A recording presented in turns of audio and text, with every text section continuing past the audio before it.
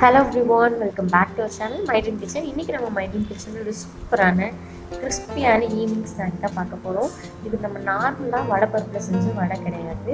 Multigrain வடை. நம்ம எல்லா பருப்பையும் யூஸ் பண்ணி சூப்பரான ஒரு வடை செய்ய போறோம். அதுதான் எப்படி பண்றது? நல்ல முறுமுறுன்னு அதே டெக்ஸ்சர்ல நம்ம பருப்போட மாதிரியே எப்படி செஞ்சு எடுக்கிறதுன்னு பார்க்கலாம். எப்படி செய்யறதுன்னு சொல்லி நம்ம வீடியோக்குள்ள போய் பார்க்கலாம். வாங்க. ரொம்ப மொறு இருக்கும் வடை. அதுக்கு நான் இப்போது எல்லா பருப்பும் ஊற வச்சுருக்கேன். அதாவது துவரப்பருப்பு, பச்சைப்பருப்பு, அதாவது பச்சை பயிறு, கொள்ளு, அப்புறம் சிறுபருப்புன்னு சொல்லுவாங்க இல்லையா, இந்த மூங்கால் அது, அதுக்கப்புறம் கடலைப்பருப்பு, இது எல்லாமே சேர்த்து ஊற வச்சுருக்கேன். என்ன குவான்டிட்டியிலன்னு பார்த்தீங்கன்னா, இந்த 100 கிளாஸ் டம்ளரில் 1 டம்ளர் துவரப்பருப்பும் மிச்சம் எல்லா பருப்பையும் இதில் அரை டம்ளர் எடுத்துருக்கேன். நீங்கள் உங்கள் அளவுக்கு தகுந்த மாதிரி எடுத்துக்கலாம். என்ன பருப்பு வேணாலும் எடுத்துக்கலாம். நீங்கள் எல்லா பருப்பும் இருக்கும். பார்த்தீங்கன்னா தெரியும், நல்ல ஒரு 3 மணி நேரம் ஊறி இருக்கு பருப்பு. அது கூட 2 பல் பூண்டு, ஒரு துளி இஞ்சி, ஒரு பட்டை, ஒரு 3 கிராம்பு எடுத்துக்கோங்க. இது இப்போ கட் பண்ணி இது கூட அரைக்க சேர்த்துக்கலாம். இது கூட ஒரு கைப்பிடி அளவு நான் முருங்கைக்கீரை சேர்த்துக்கிறேன். ரொம்ப சத்தான வடை. குழந்தைங்களுக்கு இந்த மாதிரி செஞ்சு கொடுத்தா நம்ம பருப்பு எல்லாமே உள்ளே போயிடும். இது நான் மிக்ஸ் பண்ணையில் போடுறதுக்கு எடுத்து வச்சுருக்கேன். மிக்ஸ் பண்ணையில் ஒரு சிலர் எடுத்து வச்சுருவாங்க அந்த கீரையெல்லாம். அதனால் நான் அப்படியே அரைக்கிறதுக்கு போட்டுருக்கேன். ஒரு 1/2 டீஸ்பூன் சோம்பு சேர்த்துக்கலாம். சேர்த்து இந்த மாதிரி நல்லா குறைன்னு அரைச்சி எடுத்துக்கோங்க. ரொம்ப மைய அரைக்க வேண்டாம். நமக்கு கையில் எப்படி பிடிச்சா பிடிக்கணும் அந்த அளவுக்கு பிடிச்சா அந்த ஷேப் வர மாதிரி அரைச்சி எடுத்துக்கோங்க. தண்ணியே நான் அதில் சேர்க்கல. ஊர்னதே கரெக்டாக இருந்தது. இந்த மாதிரி நல்லா குறைன்னு அரைச்சி எடுத்துக்கோங்க. அரைச்சதில் நான் அப்படியே உப்பு சேர்க்கணும்னு நினச்சேன், மறந்துட்டேன். அதனால் நான் இப்போ சேர்த்துக்கிறேன்.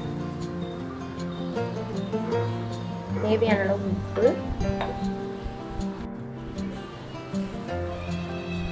சேர்த்துட்டு மிச்சம் முருங்கைக்கீரையும் இதில் சேர்த்துக்கலாம். இப்போ நான் இது கூட மறுபடியும் சேர்த்துட்டுருக்காங்க. கொஞ்சமாக கொத்தமல்லி, கருவேப்பிலை, பச்சை மிளகா வச்சுருக்கேன். இது எல்லாத்தையும் அதில் சேர்த்துக்கலாம்.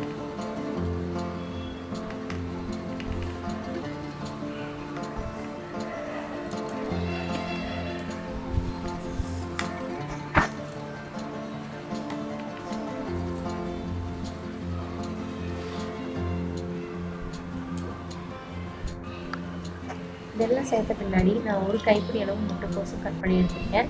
அதையும் சேர்த்துக்க போகிறேன். சேர்த்து நல்லா பிசைஞ்சு விட்டுடலாம்.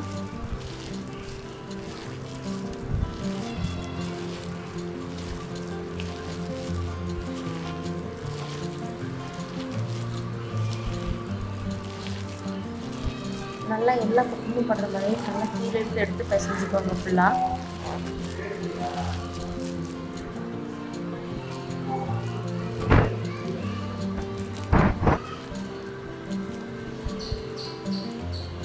பாருங்கள், கையில் பிடிச்சா நல்லா பிடிக்கிறதுக்கு நல்லா ஷேப் வருது.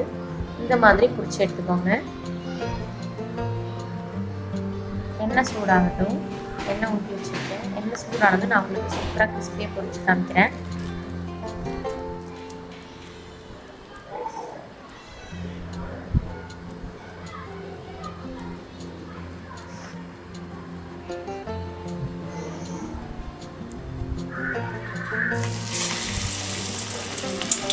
எண்ணெய் நல்லா சூடாயிடுச்சு. இப்போ ஒரு வடையாக நம்ம போட்டு எடுத்துக்கலாம்.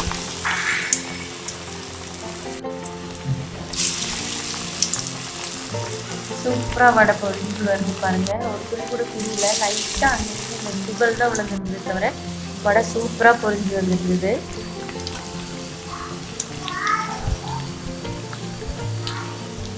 ஆரம்பிச்சோட வாய்ஸ் பின்னாடி கேட்குது. தூங்கிட்டு தான் நான் பேச எழுந்திரிச்சுட்டான். அதனால கொஞ்சம் கேட்கும், அட்ஜஸ்ட் பண்ணிக்கோங்க. நம்ம வடை ரொம்ப சூப்பராக கிறிஸ்பியாக ரெடி ஆகிடுச்சு. நீங்களும் கண்டிப்பாக வீட்டில் இதே மாதிரி ஒரு வடை ட்ரை பண்ணி பாருங்கள். ட்ரை பண்ணி பார்த்துட்டு எப்படி இருந்துச்சுன்னு சொல்லி எனக்கு கீழே கமெண்ட்டில் சொல்லுங்கள்.